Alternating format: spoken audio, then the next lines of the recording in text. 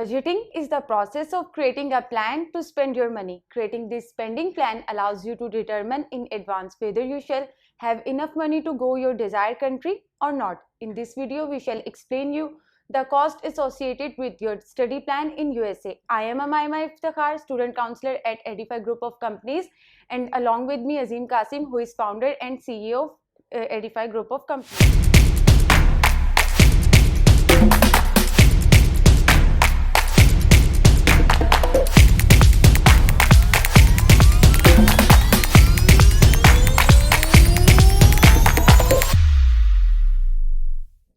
Welcome back to our new video, जिसमें हम cost जो है उसको डिस्कस करेंगे कि आपकी डिफरेंट पॉइंट्स पे क्या कॉस्ट आती है, क्योंकि ऑब्वियसली इतनी ज़्यादा इंक्वायरीज होती हैं, उन सबको हम जो है ये बात बताते हैं, लेकिन हमने सोचा कि इस पे वीडियो बना ले ताकि एज अ होल आपको इसकी जो अंडरस्टैंडिंग हो जाए। तो जब आपने एक कंट्री से दूसरी कंट्री ट्रैवल करना है तो ऑब्वियसली कॉस्ट आनी है और डिफरेंट पॉइंट्स पे आनी है। तो हम इसी चीज़ को जो है वो डिस्कस करते हैं कि व्हाट इज़ कॉस्ट बेसिकली, हम इसको कैसे है जो डिफरेंशिएट कर सकते हैं बाकी कॉस्ट से और इसको कैसे डिफाइन कर सकते हैं। देखिए मामा, जहाँ तक कॉस्ट की बात है तो ऑब्वियसली आपने कोई भी चीज़ दुनिया में ज़िंदगी में परचेज़ करनी है, कुछ सर्विस लेनी है आपने, तो उसके साथ कॉस्ट तो ऑब्वियसली अटैच होगी। आप पाकिस्तान में भी स्टडी करते हैं, यहाँ पर भी आप स्कूल की फ़ीस पे करते हैं, अदर दैन द स्कॉलरशिप्स की बात कर रहा हूँ मैं। तो ऑब्वियसली अगर आप यूएसए जा रहे हैं तो उसके साथ काफ़ी जो कॉस्ट है वो ऐड होगी। वो आपकी ट्यूशन फ़ीस की भी हो सकती है, वो आपकी इंश्योरेंस की भी हो सकती है, ट्रैवलिंग का बजट है आपका। तो कॉस्ट जो है वो एक आप कह लें कि बहुत एक फॉरमोस्ट आपका फैक्टर है किसी भी चीज़ को डिसाइड करने के लिए। इम्पॉर्टेंट फैक्टर है। और जब भी स्टूडेंट्स जो है ना प्लान कर रहे होते हैं, पेरेंट्स प्लान कर रहे होते हैं स्टडी अब्रॉड के लिए यूएसए की अगर हम बात करें, चूँकि ये वीडियो यूएसए के ऊपर है, तो it is the most concern topic या कंसर्न फैक्टर होता है स्टूडेंट्स का, पेरेंट्स का, कि क्या कॉस्ट वहाँ पर आएगी। ज़ाहिर बात है, अब हर पेरेंट्स ने, बच्चों ने अपनी बजटिंग करनी है, देखना है कि क्या उनकी रेंज में ये चीज़ आती नहीं फॉल कर रही है कि नहीं कर रही। तो कॉस्ट को आप इस सेंस में ले सकते हैं कि ये आपकी बजटिंग का और आपके जो आप स्टडी अब्रॉड करने जा रहे हैं, प्लान करने जा रहे हैं यूएसए में, उसका एक बड़ा कह लें कि इम्पॉर्टेंट फैक्टर है। And what is initial and what is annual cost, ये दोनों डिफरेंट होती है। तो इसको किस तरह से आप डिफरेंशिएट करते हैं इन दोनों को? देखें, इनिशियल कॉस्ट और जो एनुअल कॉस्ट है, बिल्कुल आपकी बात ठीक है। कोई भी स्टूडेंट अगर स्टडी करने के लिए बाहर जा रहा है तो ऑब्वियसली उसकी डिग्री जो है ना वो 1 साल की या 2 साल की या 4 साल की होगी 3 साल की भी हो सकती है, डिपेंडिंग अपॉन द वो किस स्टेज से एंट्री ले रहा है। तो एक तो अब ज़ाहिर बात है, अगर आप 4 साल की डिग्री करने जा रहे हैं यूएसए के अंदर, तो ये तो नहीं कि आप 4 साल की एक साथ फीस पे कर देंगे, आप 4 ईयर्स के सारे एक्सपेंस एक साथ पे कर देंगे। Obviously not, हाँ। आपने वो एक्सपेंस पे करने हैं जो आपके फर्स्ट सेमेस्टर के होंगे या फर्स्ट ईयर के होंगे, जो आपके इनिशियल एक्सपेंसेस होंगे एज पर कंट्री रिक्वायरमेंट। तो जो इनिशियल एक्सपेंस होते हैं वो आपके समटाइम सेमेस्टर के होते हैं, यानी कि आपने यहाँ से पाकिस्तान से, लेट्स सपोज अगर मैं बात करूँ तो यूएसए की हम बात कर रहे हैं, तो इनिशियल एक्सपेंस आपके होते हैं I-20 की फ़ीस होती है। I-20 की फ़ीस जो होती है वो किसी की 2000 है, किसी की 3000, जो आपका इनिशियल डिपॉजिट होता है to secure your place, only to secure your place. उसके साथ साथ कुछ यूनिवर्सिटीज़ आपकी I-20 डिस्पैच करने की फ़ीस चार्ज करती हैं 150, 200, 300, क्योंकि I-20 जो है ना वहाँ से डिस्पैच होकर आना था पाकिस्तान में। अच्छा, उसके बाद आपकी सर्विस फ़ीस है जो आपने सर्विस डिपार्टमेंट को पे करनी है, जो आपका सिक्योरिटी होमलैंड सिक्योरिटी डिपार्टमेंट है अमेरिका का, उसको पे करनी है, जो रेगुलेट करता है स्टूडेंट्स को। 350 जो है ना आपकी सर्विस फ़ीस है, वो आपने उनको पे करनी होती है। इसी तरह आपकी कोई एम्बेसी फ़ीस है $160 की, जो आपने DS 160 जब फिल करना है आपने एम्बेसी को पे करनी है। तो ये आपके क्या लेंगे इनिशियल एक्सपेंस हैं। जब आप वहाँ पे चले जाएंगे, आपने वहाँ जाके as per your university requirement आपने वहाँ जाके अपनी यूनिवर्सिटी की रिमेनिंग फ़ीस पे करनी है। लेट्स सपोज आपकी फ़ीस थी 25,000 एक साल की, उसमें से आपको 6,000 का स्कॉलरशिप मिल गया, 7,000 का स्कॉलरशिप मिल गया, फ़ीस आपकी रह गई 16,000। 16,000 में से आपने 2,000 इनिशियल पे कर दिया to secure your place and to get the I-20। अब I-20 आपको मिल गया, आपका वीज़ा ग्रांट हो गया, वहाँ पर चले गए अमेरिका में, वहाँ जाके आपने अपनी रिमेनिंग फ़ीस पे करनी है। यहाँ पे डिपेंड करता है कि आपने अपनी जो है ना वो साल की फ़ीस पे करनी है या सेमेस्टर की फ़ीस पे करनी है, डिपेंड करता है यूनिवर्सिटी टू यूनिवर्सिटी।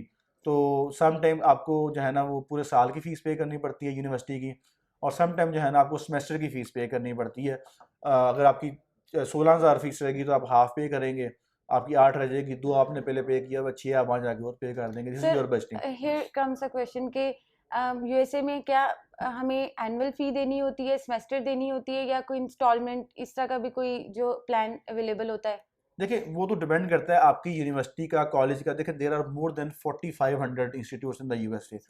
उसमें आपकी स्टेट यूनिवर्सिटीज़ भी हैं, उसमें आपकी प्राइवेट यूनिवर्सिटीज़ भी हैं, उसमें कम्युनिटी कॉलेजेस भी हैं। ये मैं आपको वो बात कर रहा हूँ जो डिग्री अवार्डिंग इंस्टीट्यूट्स हैं।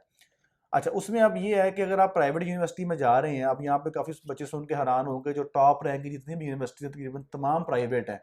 जैसे हार्वर्ड की बात करें, हम कैलटेक की बात करें, हाँ, स्टैनफोर्ड की बात करें, ये तमाम यूनिवर्सिटी ऑफ शिकागो, शिकागो, ये ये तीनों तमाम टॉप 10 में ये आती हैं। टॉप 10 में आती हैं चारों यूनिवर्सिटी। तो चारों की चारों जो है ना प्राइवेट यूनिवर्सिटी हैं, इनकी फ़ीस ज़्यादा होगी। इसमें आपने रूम एंड बोर्ड भी पे करना है अपना, और इसके अंदर आपने अपनी इंश्योरेंस भी पे करनी है। अगर हम स्टेट फंडिंग यूनिवर्सिटीज़ की बात करें तो उनकी फ़ीस कंपैरेटिवली जो है ना वो कम होगी, यानी कि आप कह लेंगे 15-16 हज़ार की रेंज में होगी। जो प्राइवेट यूनिवर्सिटीज़ हैं उनकी आप कह लेंगे 40s की रेंज में होगी, 40-45 की रेंज में होगी। और यहाँ पे मैं एक चीज़ आपको ऐड कर दूँ कि अंडर ग्रेड के लिए आपको जो है ना वो फर्स्ट ईयर की जो है ना वो आपको अकोमोडेशन ऑन कैंपस लेना लाजमी है, एज़ पर जो आपकी कह रहे हैं कि F1 की रिक्वायरमेंट है। तो आपको जो है ना वो लाजमी लेना पड़ता है। रूम एंड बोर्ड जो है ना वो आपको साथ ही लेना पड़ता है यूनिवर्सिटी के अंडर ग्रेड के लिए। अच्छा, उसके साथ साथ कम्युनिटी कॉलेजेस की बात करें तो उनकी फ़ीस आप कह लें कि कम है, 8-9 हज़ार, 10 हज़ार, 12 हज़ार है। लेकिन कम्युनिटी कॉलेज का प्रॉब्लम ये है कि हम being a Pakistani passport holder, हमारे जो वीज़ा रेशियो है वो ऑलरेडी यूएसए की इतनी अच्छी नहीं है। और जब हम कम्युनिटी कॉलेज में जाते हैं तो फिर वो एक डाउट जाता है कि इसका प्लान जो है ना वहाँ जाके पढ़ने का नहीं है।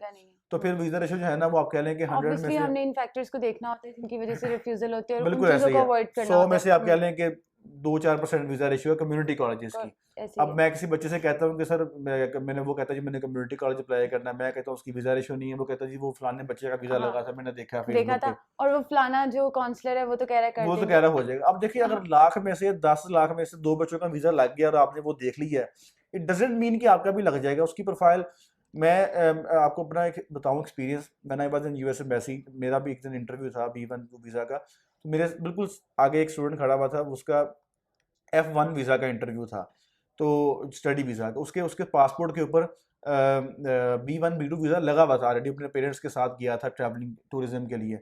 तो उसका एडमिशन कम्युनिटी कॉलेज में हुआ था, और उसके पास ऑलरेडी 5 साल का वीज़ा था, क्या नाम उसका, यूएसए का विजिट वीज़ा।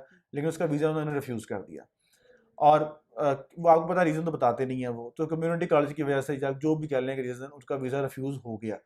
तो ये चीज़ है, हमने देखना होता है कि कल को वीज़ा भी लेना है और सारा कुछ देखना है कि बच्चे की स्पीकिंग किस तरह की है और कम्युनिकेशन स्किल्स किस तरह की है। And one thing that I need to clear here कि हमें काफ़ी क्वारीज आती हैं जिनकी कम्युनिकेशन स्किल्स इतनी अच्छी नहीं होती, स्पीकिंग इतनी अच्छी नहीं होती, but they want to move to USA. Unfortunately वो नहीं जा सकते, नहीं जा क्योंकि सकते। कम्युनिकेशन स्किल्स का, आपकी स्पीकिंग स्किल्स का बहुत ज़्यादा फैक्टर है यूएसए के वीज़े के अंदर।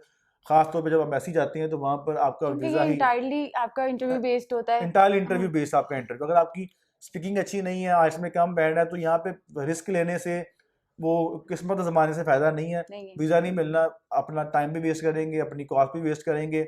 और अगर हम किसी बच्चे को ना करते हैं तो काइंडली हम इंसिस्ट ना किया करें। We are very keen to select a few applications जिनका हमें पता है कि अच्छी एप्लीकेशंस हैं और प्रोफाइल एप्लीकेशंस हैं। हम हर एप्लीकेशन के ऊपर वर्किंग नहीं कर सकते। And what are the living expenses in USA? ये वेरी करता है डिग्री टू डिग्री या स्टेट टू स्टेट? इसको किस तरह से आप बताएंगे? देखिए स्टेट टू स्टेट वेरिएशंस आती हैं और यूनिवर्सिटी टू यूनिवर्सिटीज आती हैं। अब जो रूम एंड बोर्ड है, जैसे मैंने बताया कि अंडर ग्रेड के लिए लाजमी है कि वो और ऑन पोस्ट कैंपस, ग्रेड के लिए नहीं है। पोस्ट ग्रेड के लिए लाजमी नहीं है। अंडर ग्रेड के लिए लाजमी है कि फर्स्ट ईयर जो है वो ऑन कैंपस स्टे करेगा as per F1 visa rules. उसके लिए आपको अंडर ग्रेड स्टूडेंट्स को जो है वो जॉब अलाउ होती है? फर्स्ट ईयर की अलाउ होती है, but on campus. On campus, ठीक है, अगर उन्होंने ऑफ कैंपस लेनी है तो उसको उनको परमिशन लेनी पड़ती है अपने यूनिवर्सिटी से, जो उनका जिन्होंने उनको I-20 इशू किया हुआ है, वहाँ से परमिशन लेनी पड़ती है उनको। विदाउट परमिशन वो इलीगल जॉब कर सकते हैं, लीगल नहीं कर सकते। अच्छा, ऑन कैंपस आप लीगली जॉब कर सकते हैं। और वहाँ पे कैंपस, ऑन कैंपस छोटे छोटे नहीं होते जैसे बाकी कंट्रीज़ में है, वहाँ पे बहुत एकर्स में कैंपस होते हैं।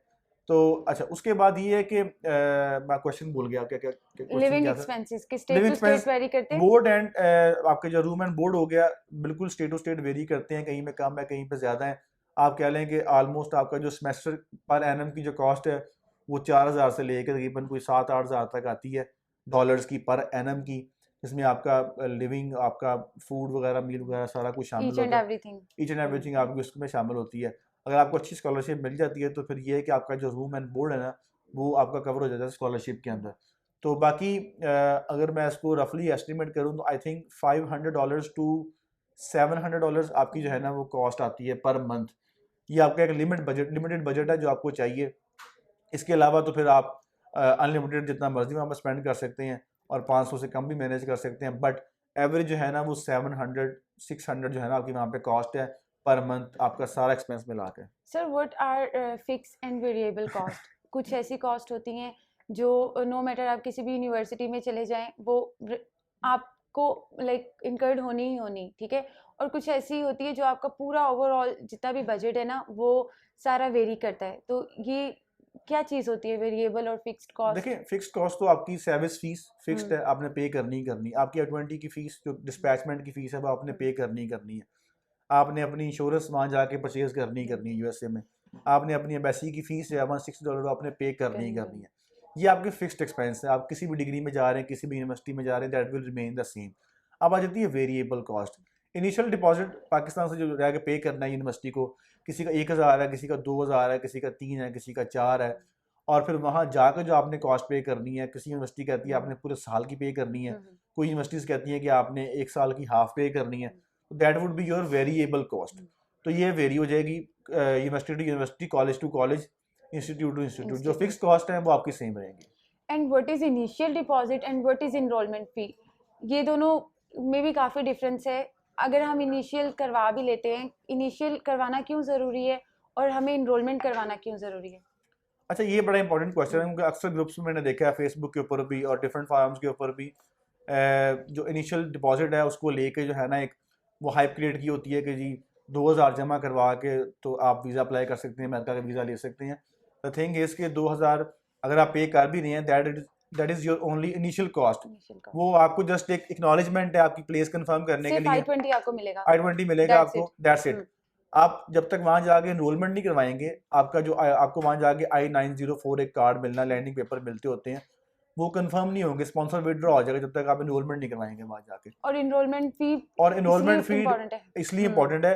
वो बताएगी आपको यूनिवर्सिटी कि भाई आपने क्लासेस शुरू करने से पहले आपकी इतने % फीस आपने जमा करवानी है हमें, यानी कि अगर आपकी 20,000 फीस है, 2000 आपने पाकिस्तान से दिया था वीज़ा लगने से पहले, अब आपने 8000 और पे करना है, या आपने 4000 और पे करना है, आपने 3000 और पे करना है, only then you can sit in the class. वो जो इंस्टॉलमेंट्स हैं, वो जो जितनी भी जो आप कह लेंगे कॉस्टिंग है, वो यूनिवर्सिटी ने प्रोवाइड करनी है आपको, but you have to submit that fees. Is there any way कि हम अपनी एनरोलमेंट फी एग्जेम्प्ट कर लें? No, not at all. अगर आप नहीं पे करेंगे आप इलीगल हो जाएंगे, आपका स्पॉन्सर विड्रॉ हो जाएगा और आप इलीगल हो जाएंगे। यूएसए के जैसे ही वो पकड़ेंगे आपको डिपोर्ट कर देंगे। तो सर ये आपको एक, हम अंडरग्रेड की जैसे बात कर रहे हैं, तो हमें टिपिकली या एक एवरेज कितनी बैंक स्टेटमेंट की रिक्वायरमेंट होती है? देखिए वैसे तो जो बैंक स्टेटमेंट है वो आपको यूनिवर्सिटी जो है ना बताती है कितनी चाहिए आपको। जब भी आप ऑफर लेटर अप्लाई करते हैं, जब भी आप I-20 के लिए अप्लाई करते हैं, वो आपको बताते हैं कि आपने इतने फंड जो है ना वो शो करने हैं अपने बैंक स्टेटमेंट के अंदर। चूंकि यूएसए काफ़ी ज़्यादा जो है ना वो आप कह लें कि स्ट्रेच है, बहुत बड़ा यूएसए। वहाँ पे स्टेट टू स्टेट, आपके टाउन टू टाउन, आपके यूनिवर्सिटी टू यूनिवर्सिटी, आपकी हर जगह पे जो है ना कॉस्ट वेरी करती है। अब अगर आप किसी न्यूयॉर्क में यूनिवर्सिटी अप्लाई कर रहे हैं तो आपको कॉस्ट ज़्यादा है, वो कॉस्ट ज़्यादा है। और अगर आप ब्रुकलिन में अप्लाई कर रहे हैं न्यूयॉर्क में, वहाँ पे कॉस्ट और आएगी। अगर आप न्यूयॉर्क के किसी और एरिया में अप्लाई कर रहे हैं तो वहाँ पे कॉस्ट और होगी। तो जो कॉस्ट है ना वो बेसिकली तो आपको यूनिवर्सिटी जो है ना वो बताती है कि आपने इतने, आपको स्टेटमेंट चाहिए, आपने इतने फंड शो करने हैं अपने स्टेटमेंट के अंदर। बट अगर मैं एन एवरेज बात करूँ ना, मतलब एज अ होल, तो आपको तकरीबन 5 मिलियन जो है ना आपके पास इन बैंक में होना चाहिए। अच्छा, यहाँ पर भी जो एक चीज़ मैं एक ऐड कर दूँ, अक्सर स्टूडेंट्स कहते हैं कि स्टेटमेंट्स जो है ना वो इजीली बाहर से मिल जाती है, हम किसी इन्वेस्टर से ले लेंगे। अगर आप यूएसए अप्लाई कर रहे हैं तो और अगर आपके पास एक फ्रेश स्टेटमेंट है जिसका कोई वाली वारस नहीं है, अगर आपने किसी से ली है, इन्वेस्टर से ली है, आपने किसी से बोरो की हुई है, थर्ड पार्टी ली हुई है, तो मैं आपको ऑनेस्टली बता रहा हूँ वीज़ा नहीं लगेगा आपको। अगर आपके पास एक रनिंग स्टेटमेंट है आपके फादर की, मदर की, जो एक अच्छी एक उसको जेस्चर दे कि भाई ये काफी अरसे से जो है ना वो स्टेटमेंट चल रही है और बाकी जेन्युइनली ये मेरे फंड्स हैं, जेन्युइन फंड्स हैं, तो उस पे जो है ना आपका वीजा ग्रांट होगा। जो दूसरा सिस्टम है वो वाला, वो फिर आप कह लें कि किस्मत है, उसमें तो फिर किस्मत में जो है ना वो प्रोबेबिलिटी जो है प्रोबेबिलिटी बहुत लो है, 100 में से 2% प्रोबेबिलिटी है। और मुझे काफी सुनने को मिलता है जी, वो कहते हैं, वो कह रहे हो जाएगा, वो अप्लाई करने में क्या हर्ज है, अप्लाई करने से तो एक रिफ्यूजल का ही हर्ज है बस, और तो कोई हर्ज नहीं है। तो मैं तो हमेशा इस चीज को डिस्करेज करता हूँ, अगर कोई अप्लाई करना चाहता है तो काइंडली हमें ना अप्रोच करे, इस तरह के केसेस आप खुद भी अप्लाई कर सकते हैं, हम उसी केस को कहते हैं डील करेंगे जो बाकायदा वहाँ पे पढ़ने जा रहा है बच्चा, स्टडी करने जा रहा है, जो जेन्युइन उसकी इंटेंशन है पढ़ने के लिए, और क्या नाम उसका, उसके बाद डॉक्यूमेंटेशन वगैरह सारा कुछ पूरा है। तो व्यूअर्स, ये थी हमारी आज की वीडियो जिसमें हमने कॉस्ट को डिस्कस किया, क्योंकि ये काफ़ी ज़्यादा क्वेश्चंस हमसे पूछते हैं काफ़ी एंगल से स्टूडेंट्स, तो हमने सोचा इस पे वीडियो बना ली जाए। आई होप आपको ये वीडियो अच्छी लगी होगी। अगर आपको हमारी वीडियो अच्छी लगी हो तो इसको लाइक कीजिएगा, शेयर कीजिएगा और सब्सक्राइब करना मत भूलिएगा। Thank you for watching. Allah हाफिज़।